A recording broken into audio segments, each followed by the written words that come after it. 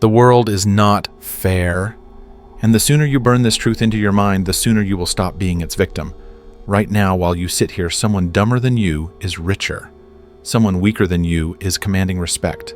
Someone with half your talent is living the life you want. Why? Because they understand power. Because they refuse to play by rules meant to keep you weak.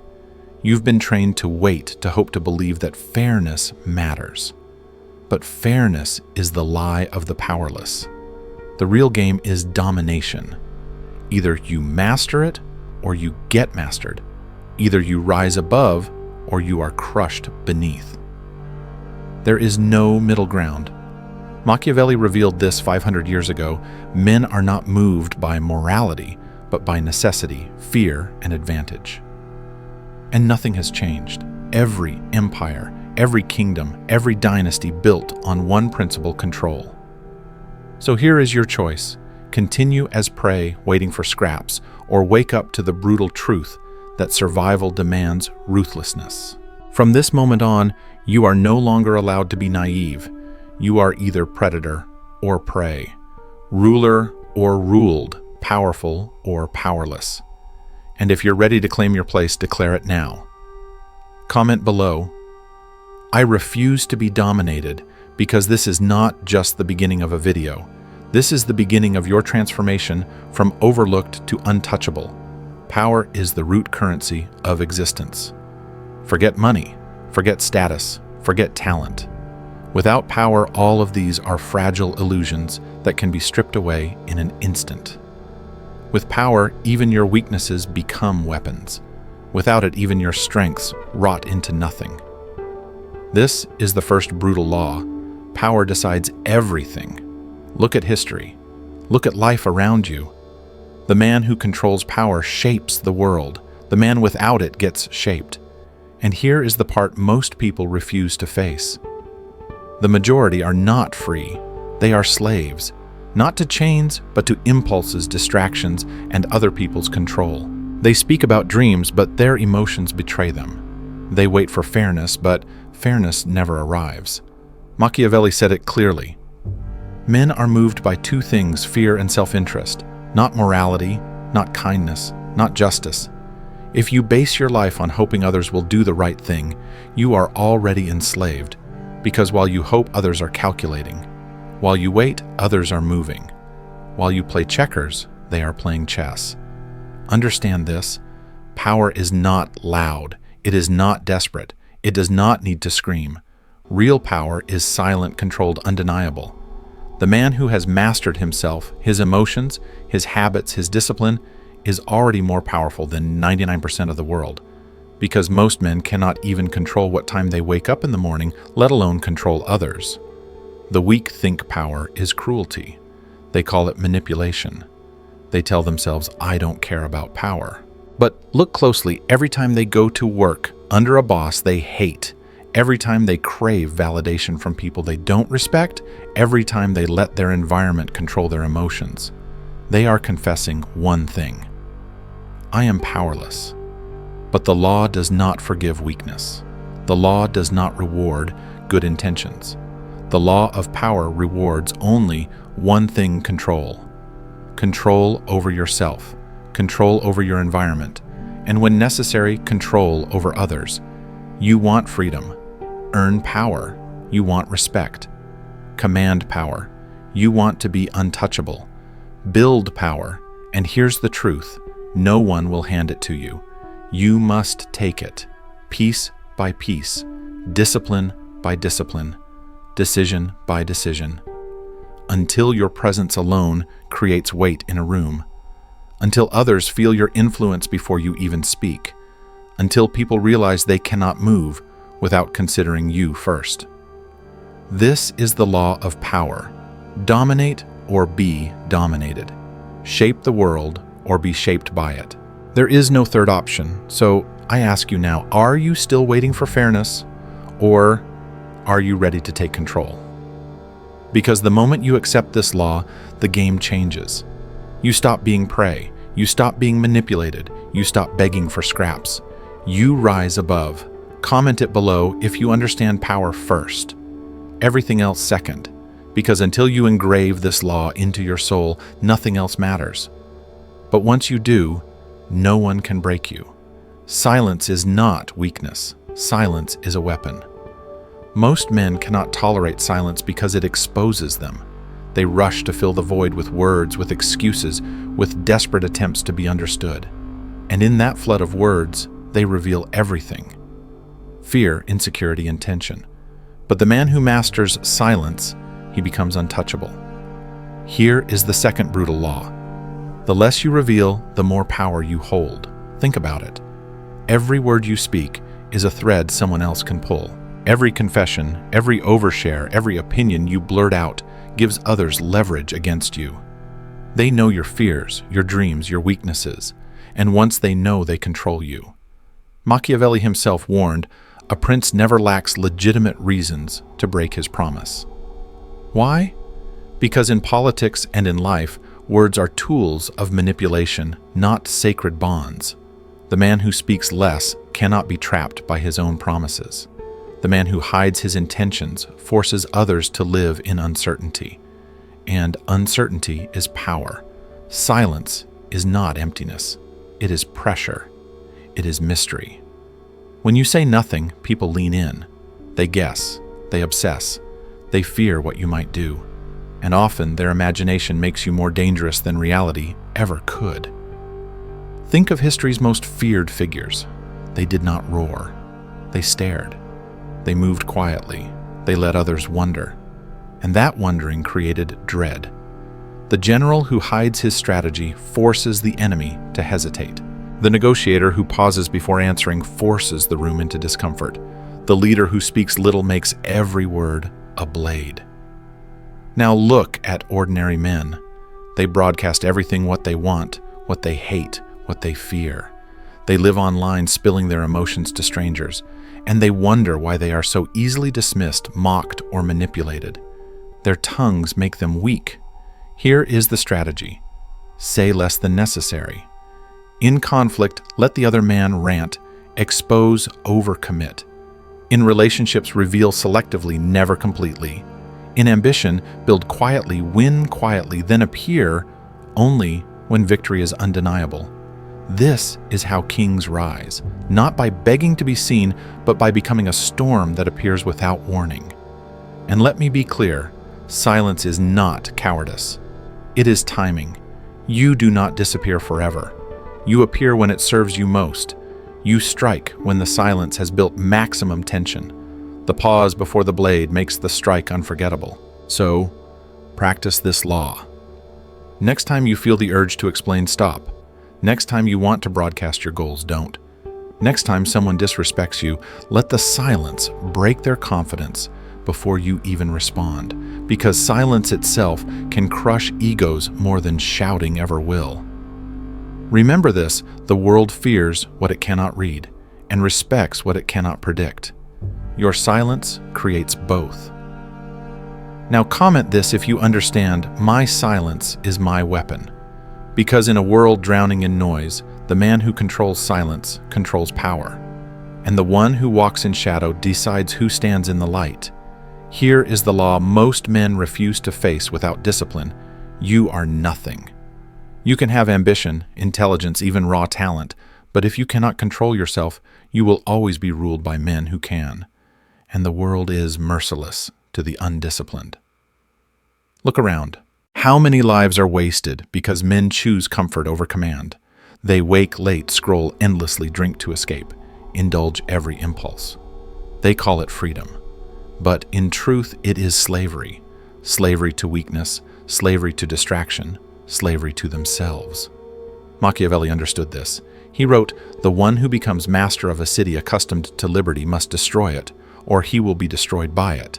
Replace city with self, and the truth is clear: if you do not destroy your own weakness, it will destroy you." Discipline is ruthlessness turned inward. It is the willingness to execute your lesser self so your greater self can rise. The weak man lets his emotions decide his actions. The disciplined man acts regardless of emotions. He trains when tired. He works when uninspired. He moves forward when every excuse tells him to stop. And here's the paradox: The ruthless discipline that feels like a cage is actually the key to freedom. A man who cannot control his impulses will never control his destiny. But a man who commands himself, he can command anything. Think of the difference. The undisciplined man eats when he's stressed, argues, when he's angry, spends when he's bored. Every moment he is pulled like a puppet by invisible strings. The disciplined man feels the same impulses, but he cuts the strings. He is unmoved. He acts by choice, not by compulsion. History bows to such men. Empires are not built on feelings. They are built on relentless systems, on daily execution, on ice-cold discipline. The soldier who marches when others collapse. The ruler who withholds pleasure until victory is secure. The strategist who works while rivals waste. That is why the disciplined outlast the gifted. So here is your command. Be ruthless with yourself. Kill your excuses. Kill your laziness. Kill your craving for comfort. Replace them with structure, repetition, cold systems. Do not wait to feel ready. Readiness is an illusion. Discipline is action without permission. And yes, they will call you obsessive. They will call you cold. They will call you heartless for refusing parties, for waking early, for working when others rest. Let them. Their judgment is proof you are no longer one of them. Because here's the brutal truth. Discipline is the highest form of self-respect. When you master your time, your habits, your impulses, you declare to the world, I am not ruled. I am ruler. So ask yourself, are you the master of your day or the slave of your excuses? Comment this now if you understand. My discipline is my crown. Because in the end, kingdoms do not fall to stronger men. They fall to weaker men who are more disciplined. And if you are ruthless with yourself, no one else will ever rule you. Here is a truth you've been trained to ignore. People don't obey kindness. They obey fear and respect. The world doesn't reward your good intentions. It doesn't care how generous, patient, or nice you are. In fact, it often punishes it. While you hope people appreciate your heart, others exploit it. While you wait for respect, others take it by force. Machiavelli was mercilessly clear. It is better to be feared than loved if you cannot be both. Why? Because love is conditional. It vanishes when it's inconvenient. Fear endures. Respect, once established, commands loyalty even from rivals. Together, fear and respect form the unshakable pillars of control. Think about the difference. The man who is merely liked gets overlooked, interrupted, tested. People smile in his face, but step on his boundaries because they know he won't retaliate. The man who is respected, perhaps even feared, never faces this. His silence carries weight. His presence stills the room. People think twice before crossing him. This doesn't mean cruelty.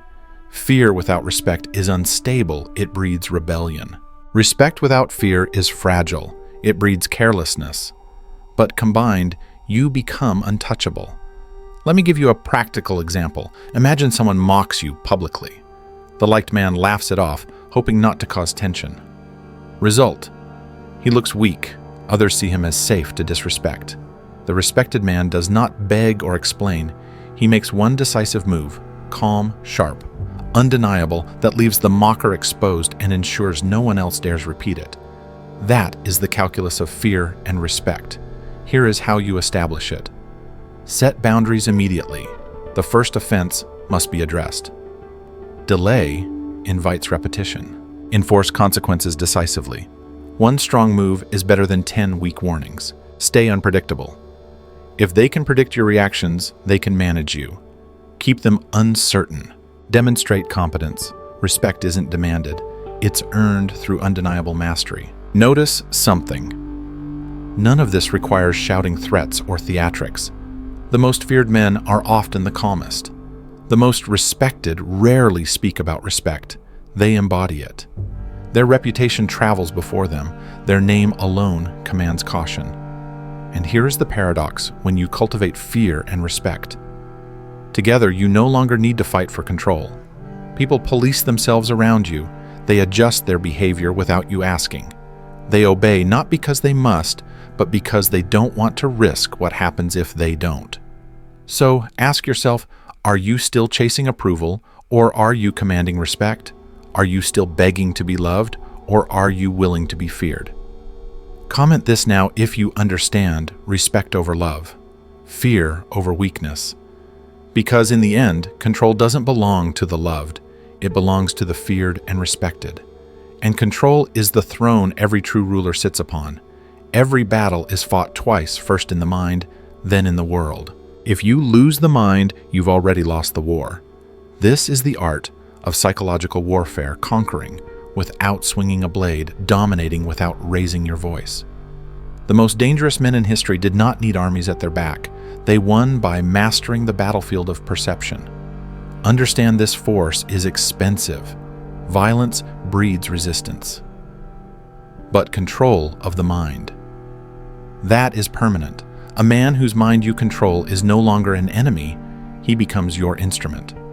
Machiavelli understood this centuries ago. Men are driven more by fear and necessity than by reason. He knew the trick wasn't to fight every battle, but to plant doubt, shape perception, and let the enemy destroy themselves. So, how do you wage psychological war? It begins with perception. Appear stronger than you are. Appear colder, more ruthless, more unshakable. People rarely test what they already believe they cannot defeat. When they think you are unbreakable, half the battle is won before it begins. Next is doubt. Doubt is the virus that spreads faster than any weapon. One whisper, one pause, one calculated silence can unravel another man's confidence. When someone begins to question themselves, they fight ghosts in their own head while you stand untouched. Then comes framing. The man who controls the frame controls the fight. Every insult, every attack, every negotiation redefine the terms so that you always sit in the position of strength. If they accuse you of arrogance, reframe it as unshakable certainty. If they call you dangerous, reframe it as undeniable competence. The story belongs to whoever tells it best. And finally, scarcity. What is rare becomes powerful. If you are always available, you are taken for granted. If you appear only when you choose your presence, becomes an event, your silence a weapon. Scarcity creates desire, but it also creates fear. Fear of loss, fear of exclusion, fear of being forgotten. Here is the difference. The weak man argues. The strong man intimidates with presence alone. The weak man explains himself. The strong man lets silence do the explaining. The weak man shows his cards. The strong man plays in shadows until it's too late to resist. Psychological warfare is not cruelty, it is clarity. It is seeing people not as they pretend to be, but as they truly are, predictable, fearful, self-interested, and then using those truths as weapons sharper than any blade. So I ask you, are you still fighting battles with words and emotions, or are you ready to win before the battle even begins? Comment this now if you understand, I conquer minds before battles. Because the man who conquers the mind never has to fear defeat. He has already won. A man who cannot master his emotions will never master his destiny. He will always be a puppet pulled by anger, seduced by desire, broken by fear. Understand this, your enemies don't need to outthink you if they can out-emotion you. They only need to provoke you, make you rage, make you panic, make you desperate. The moment you lose control, you lose power. And once power slips, you are finished. Machiavelli knew this well. He who controls fear controls men, but the reverse is also true. He who cannot control his own fear is controlled by everyone.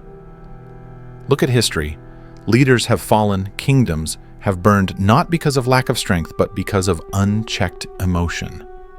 A rash decision, an outburst of pride, a moment of weakness.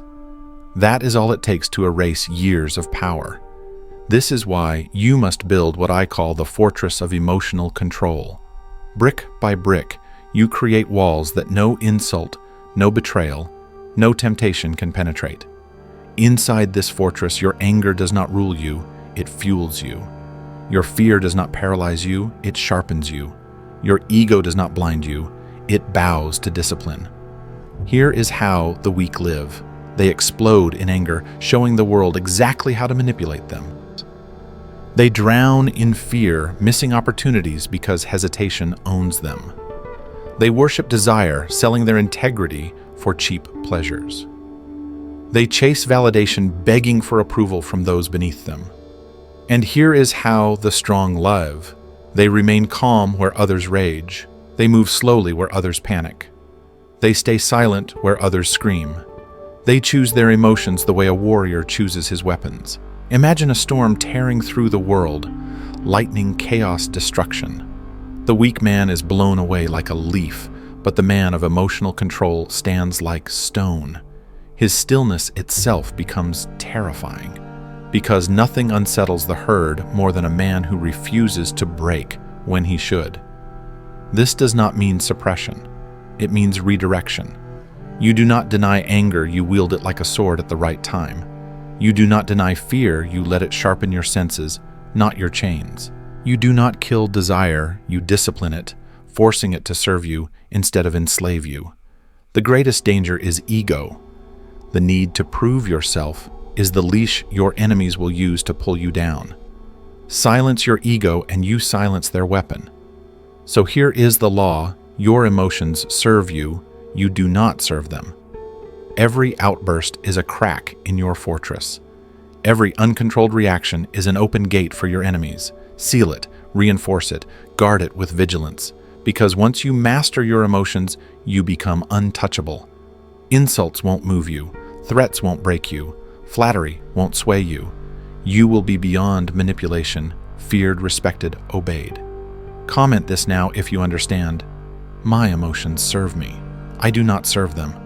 Because the man who builds this fortress is not just safe, he is sovereign. Rigidity is death. The man who refuses to adapt will be crushed by the tide of change. But the man who bends, who shifts, who evolves with ruthless precision, he survives, he conquers, he dominates. Understand this: the world is not static.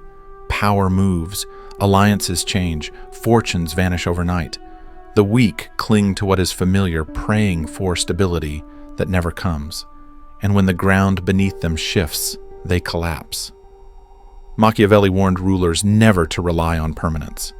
He observed that fortune is like a raging river. If you build no defenses, it sweeps you away. The lesson: stagnation is suicide. Look at history. Rome believed itself eternal, yet arrogance blinded it to new threats, and it rotted from within. Great kings lost their thrones not to stronger enemies, but to their own refusal to evolve. The oak tree stands tall, rigid, proud, and snaps in the storm. The reed bends and survives. Adaptation is not compromise. It is control. You do not bend because you are weak. You bend because you are calculating. You shift not out of fear, but out of strategy. The weak man clings to the past.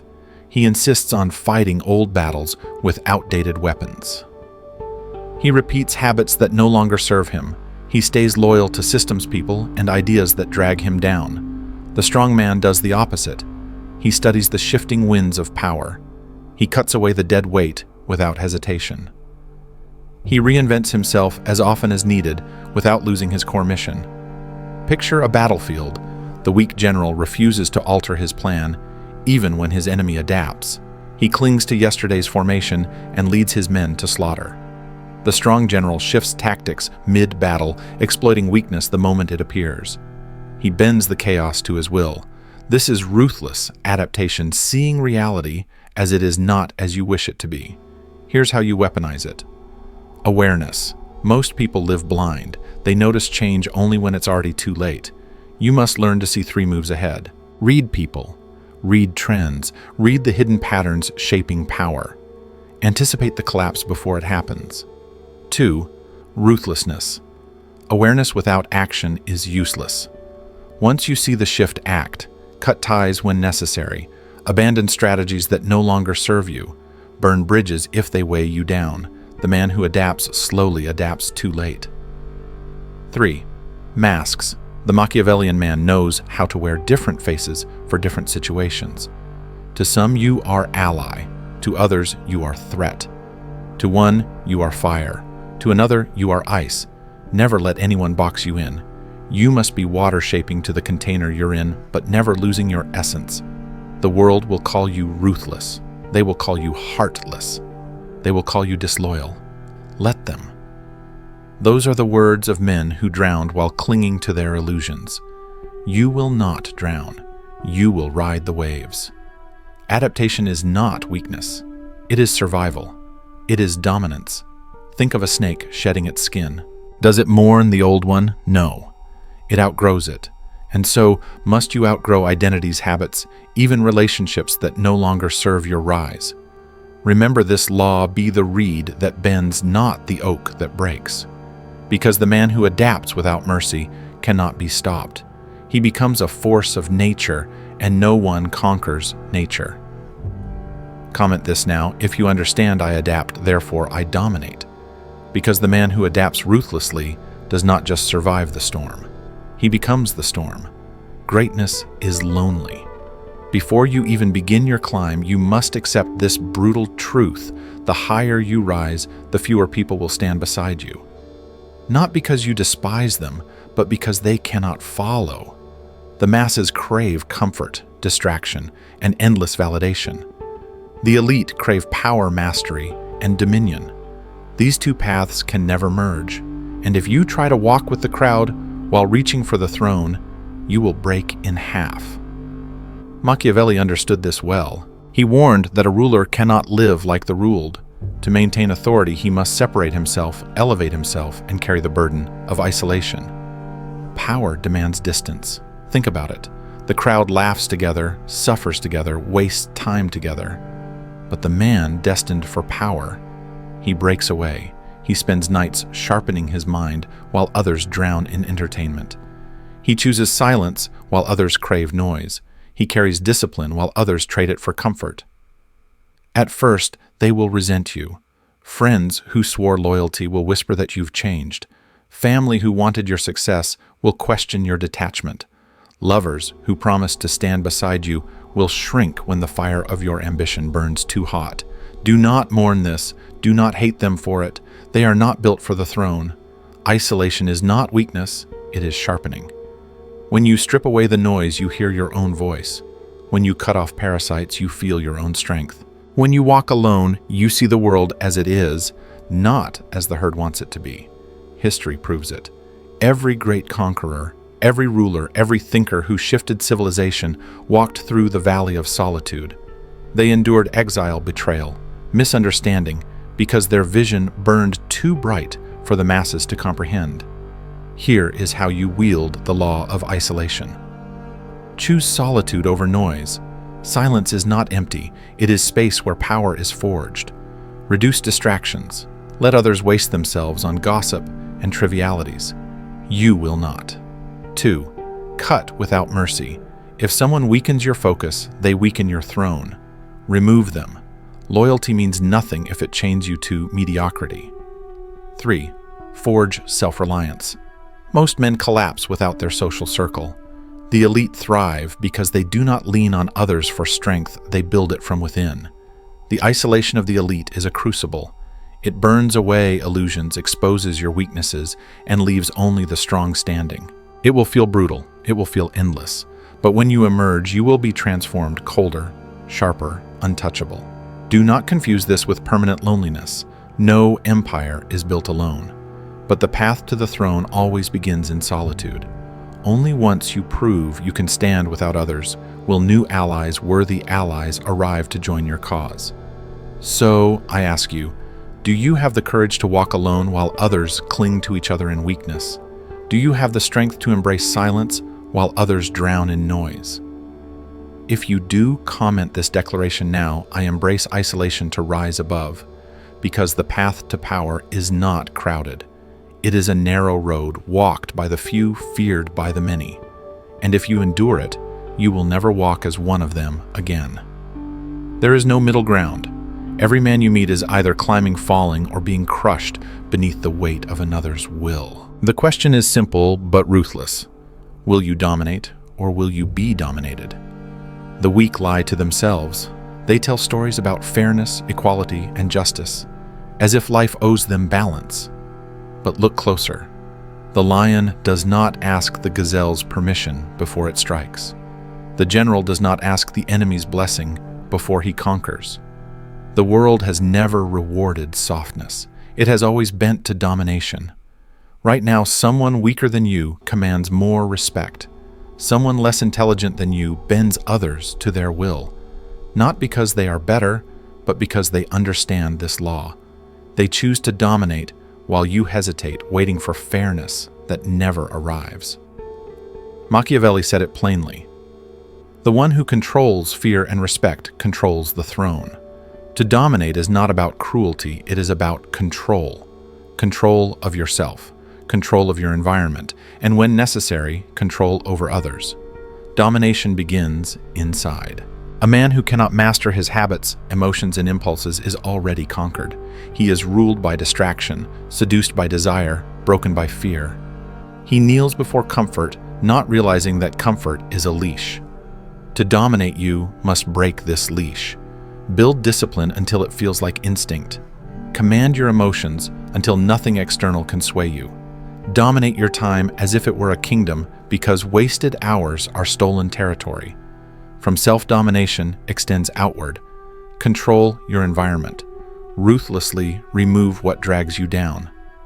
Be it toxic relationships, wasted hours, or meaningless obligations. The ruler does not justify his rule, he enforces it. When something weakens your throne, you cut it away without explanation. And when the time comes, you dominate others, not with reckless cruelty, but with clarity. People crave order. They crave leadership. They crave someone to follow. If you do not step into that role, someone else will, and you will be forced to obey. Why should it not be you? Why should you kneel when you were built to rule? Domination means shaping reality instead of being shaped by it. It means imposing your will so decisively that others adapt to you, not the other way around. It is not about shouting louder. It is not about demanding recognition. True domination is quiet, patient, inevitable. It is the storm that cannot be stopped, the mountain that cannot be moved. Here is how you apply it. Dominate yourself first. No excuses, no compromise. Master your impulses, command your mind. Dominate your environment. Remove everything that weakens you. Shape the battlefield of your life so it serves your mission. Dominate others when necessary. Do not beg for loyalty. Inspire it through fear and respect. Be generous when it strengthens your rule, ruthless when it protects it. The crowd will call you cold. They will call you ruthless. They will call you heartless. Let them. Their words are the noise of the defeated. Your silence will be the roar of victory. So I ask you now, what are you? Predator or prey, hunter or hunted, ruler or ruled? If you understand this final law, declare it now in the comments. I refuse to be dominated. I will dominate. Because in the end, the world is not built for fairness. It is built for conquest. And only those who dare to dominate earn the right to stand among the elite, untouchable, unstoppable, feared, and respected.